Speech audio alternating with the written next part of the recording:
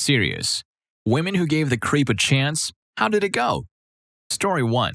A few years ago, I went to a brewery to meet a guy on a date for the first time. The waiter began a conversation and asked me if I was expecting anyone else. I told him I was on a blind date and hadn't met the guy before. The waiter asked me if I wanted to set up a code word. Since they didn't serve milk stouts, if I ordered one from him, he would know something is up and would call me back to have me sign the receipt instead. The waiter kept checking on me frequently. Eventually, I did order a milk stout. When it came time for the bill, I asked for it to be split. My date put his drinks on my bill. When the waiter came back, he told me he had the drinks removed. It was on the house. When my date asked me what that was all about, I told him the waiter had told me there was something wrong with my card, so I needed to go to the bar with him. I waited a while and then left for my car. The date was still there. He made a comment about how he was waiting for a goodbye hug. I told him no thank you and that my car was in the opposite direction. Moments later, he sent me horrendous text messages. And thank you, John. You may have saved my life that day. Story 2. He had terrible hygiene. I was 16 and he was old enough to buy beer for my friends. He had a friend who had some sort of made-up gang who threatened to kill me if I ever left him. I stayed with him longer than I should have. He would follow me to school on the city bus and then walk around leering at women and pinching his nipples. I tried to break up with him and he bought me Looney Tunes jewelry and insisted we were engaged. He finally had to go out of town for some family stuff and stayed gone for months, so I considered us broken up and I moved on. When he came back, he acted even crazier. He would go to my job and follow me around and try to corner me in the bathroom. His dad was a chief of police at a university and I knew I was 16. My parents also knew about the relationship. I feel like some parents should have intervened to keep me from feeling trapped in that one. Story 3. We had a terrible date. I wanted to cancel beforehand, but felt guilty doing it. He texted a lot after. I told him straight up that I didn't feel the same way about him and waited for it, and he took it well. He thanked me for being straight with him and for giving him a chance. I hope he found someone. The creepy behavior was mostly before the date. I was working a temporary bartending position while the usual bartender, a friend, was on unpaid maternity leave. It was a small, hole-in-the-wall type neighborhood bar. In addition to off-putting and creepy jokes and comments, there was also an incident where he offered to wait to walk me to my car and I declined. I still found him hiding in the shadows waiting for me as I walked out. He almost learned what a stun gun feels like that evening. He claimed he was just worried about me because he saw some sketchy people outside when he left. Do I know that's what it was for sure? No, I definitely questioned his motives, but I gave him the benefit of the doubt. I asked my friend what his deal was, and she said he fell into the creepy but harmless category. After talking with him over the few weeks I was at that job, I took him as someone who had very poor social skills but was not a bad person. I think the creepy vibe came from the lack of social skills. He needed a lesson in not trying to act cool or tough with his comments or jokes because it just contributed to the creep for sure. I accepted the date on my last shift at that bar, figuring that if it went really badly, he didn't know where I usually work and I made sure to drive myself there and had people on standby should I need help. Story 4. I ignored my gut feeling about him, overlooked his strange tendencies, and tried to give him the benefit of the doubt. We were together for almost 2 years. During the entire relationship, he added girls he didn't even know on Snapchat and would rather say inappropriate things to them. Being that, nothing about strangers on that app, I'm now aware that one of the girls was a minor. He was 26. On my 22nd birthday, he invited my best friend to sleep in our bed with us, and the first time he met my sister, he gave her the same invitation. He gave both of those invitations right in front of my face. When we were out together and he saw someone attractive, he wouldn't just glance, he stared. He regularly talked crap about my family and just generally was an awful person. I was his first girlfriend and he is extremely self-centered and mentally abused. Well, that ended almost a year ago when he still goes to our regular hangouts and asks about me, when I come in, where I'm living, who I'm seeing, etc. My takeaway from that whole situation is always trust your gut feeling about people. Story 5. If your gut feeling tells you he's a creep, then he is most definitely a creep. Don't let the nice guys guilt trip and gaslight you into doubting your own intuition with their narrative. So there was this guy that came into my work, a restaurant, a few times a week for lunch. He did this for a little over a month, so he became a regular. He'd ask me out every time I brought his bill. He always asked in a lighthearted way and never seemed upset or anything when I turned him down. I assumed that after the first few asks, maybe he thought of it more as an inside joke at that point. Like he was just asking now to make light of the previous rejections and to make it less awkward or something. He always gave me weird vibes but seemed nice enough, so I thought I might have just been making assumptions because of his appearance and wasn't being fair.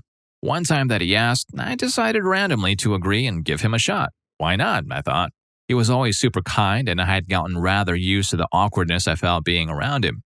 He seemed so excited, and I asked him to leave his number on the receipt and I would call and text him when I wasn't busy to set something up. So it wasn't really much of a joke to keep asking me out. I mostly figured that, though, to be honest. A few days later, I hadn't texted him yet to set anything up or even given him my number. I got a text only a few minutes after walking into my house after I got home from work. It said, "Hey, it's his name from the restaurant. I know it's a long shot, but I'm free tonight and bored. Want to hang out? If you're free, that is." I asked him how he got my number. He said I gave it to him the night I agreed. I know I absolutely didn't.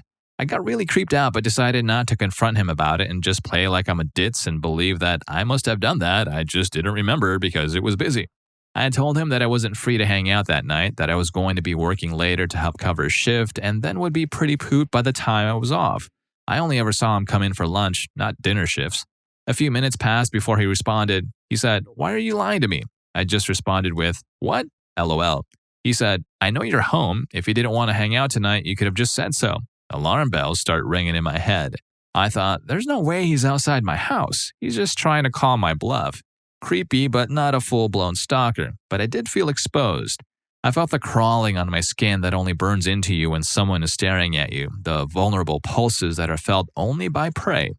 I looked out through the blinds of my bedroom and he was parked right outside my house.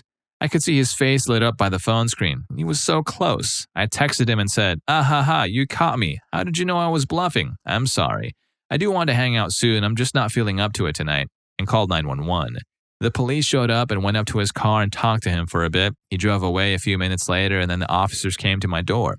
They told me that they acted like a random neighbor who complained about a strange car. They didn't implicate anyone but made it seem like it was an older person, so probably not me. They took his plate information but asked him politely to move so he didn't upset anyone in the neighborhood, and he complied. I went to my friend's house that night and filed a restraining order the next morning. I later found out that he most likely got my number from the shift sheet behind the hostess counter because several coworkers had seen him at different times snooping back there and kindly stopped him. He, I guess, grabbed a roll of silverware claiming that the server hadn't left him any and he didn't want to bother anyone because he knew they were busy, so he just grabbed it himself. This stopped anyone from suspecting him of anything odd, and that his car had been parked at my house almost every night, neighbor's security camera. I don't know how he got my address, but I assume he must have followed me. He must have been full-on stalking me for a while. He did come into my work a day or two later for lunch, acting like everything was normal. I immediately went and got my manager, and she informed him that he had a restraining order against him preventing him from eating there because he would be in violation of it. I had already changed my phone number, so I don't know if he tried to text me. I didn't sleep at my house for weeks, but I never saw him again after that. And I often find myself thinking back to that time and wondering how much more he did and for how long that I didn't even know about. Like maybe he stalked me long before he even started coming into the restaurant and only started coming in there because he felt braver than before to interact with me. How many of my private moments throughout my life were actually not private? Also, I've never once stopped feeling scared that he might have still stalked me and knows where I am even now but is keeping himself hidden. I doubt it, but the fear is still there. I've never felt comfortable being alone, ever. Most of this would still have probably happened if I didn't agree to give him a chance. But if he hadn't slipped up about having my phone number when he shouldn't, I would have gone out with him somewhere and who knows how badly that could have ended. Story 6. The dude in the flat across from mine started off as a really nice guy, introduced himself and offered meals when he'd cooked too much. Just a great guy all around. Within a few weeks, it was made clear that he was an alcoholic. I have a recovering brother, so I really sympathized with him. I went out of my way to sit with him and eventually called an ambulance when he fitted from withdrawals. UK, so calling an ambulance is free. This carried on for a little while with me sitting with him 2 or 3 times a week waiting for an ambulance. One night after he started fitting, he kept grabbing my breasts. I was already on the phone with the ambulance service, but the woman heard me telling him to stop and sent the police as well. He was carted off, and just like usual, I grabbed his keys and told him to knock for them the next morning. Well, the next time I looked after him, the girl got worse, and then slowly so did my life. Suddenly, I had fire set outside my windows and mutilated rat corpses left on my doorstep. The police were called after every incident, and I got to know one policeman who was put on my case really well. He suggested I put up cameras, so I did. There was footage of the neighbors standing outside in the yard at 3 a.m., just staring into my window multiple nights in a row. Terrifying, but not illegal. Well, 2 weeks after that, my neighbor snapped.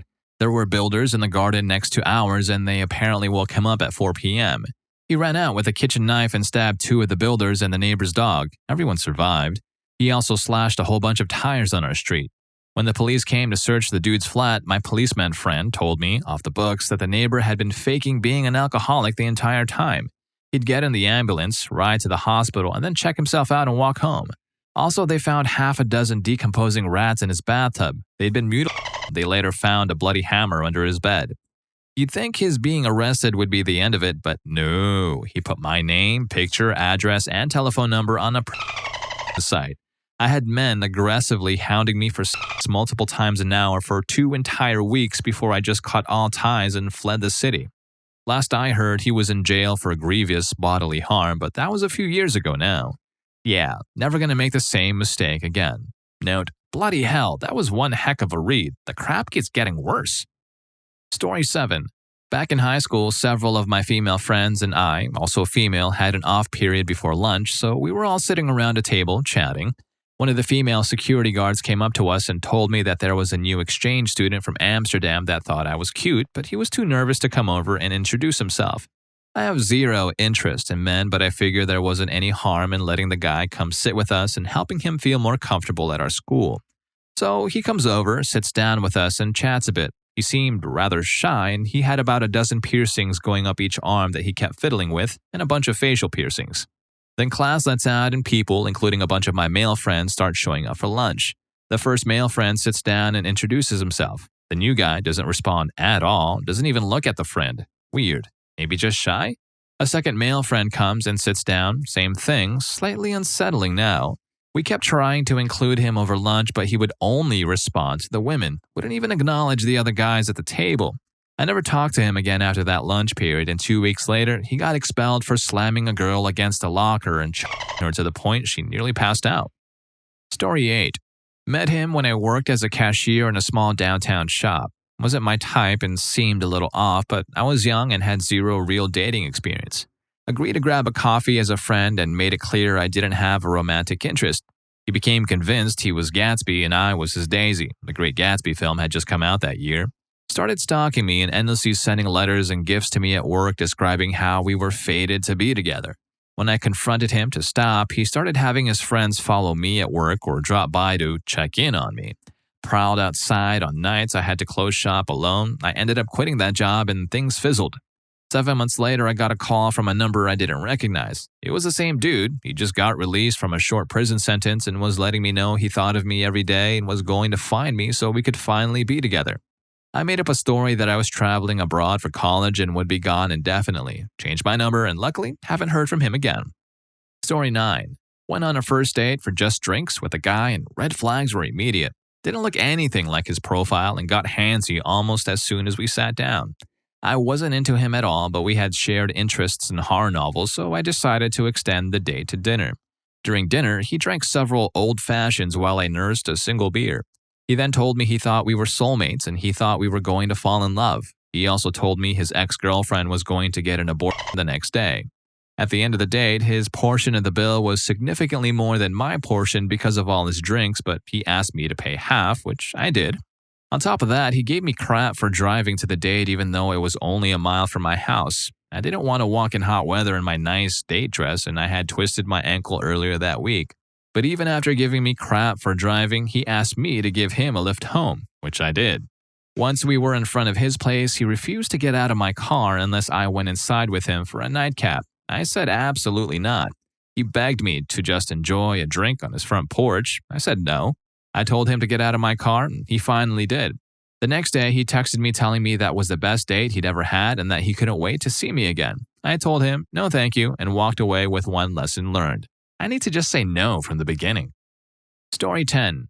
Now, this guy was handsome, but way too into me for knowing nothing about me. It wasn't like when we spoke, I was an open book or felt a strong connection that would lead me to want to share info with him. This was not an, I feel like I've known this man forever kind of connection. I just thought this was normal dating, but had a gut feeling something was off. He talked to me like I'd been his girlfriend for months. We went on 3 dates, never even had sex. After the 3rd date, I made my decision based on our short time getting to know one another and let him know I had no interest in continuing to date and that I didn't see us being compatible long term. He then locked me in his car, proceeded to ask if I wanted to move to California with him, the hell, and started crying and begging me to work this out. I tried to be very nice, but it got to the point I got scared and wasn't sure how this was going to go since he was virtually a stranger. So I hit his dashboard and said if he didn't let me out of the car immediately, I'd call the police. Then he threatened to kill himself if I didn't spend the night with him at his house. I'd never even been to this man's house. He finally let me out after like an hour or 2, but stayed in the parking lot of my apartment almost the entire night and called me nonstop. About a month later, he texted me out of the blue a really long paragraph apologizing profusely and saying I ever changed my mind to call him. I just said thanks for the apology and wished him well. I hope he's doing okay, but I wanted no part of that. Story 11.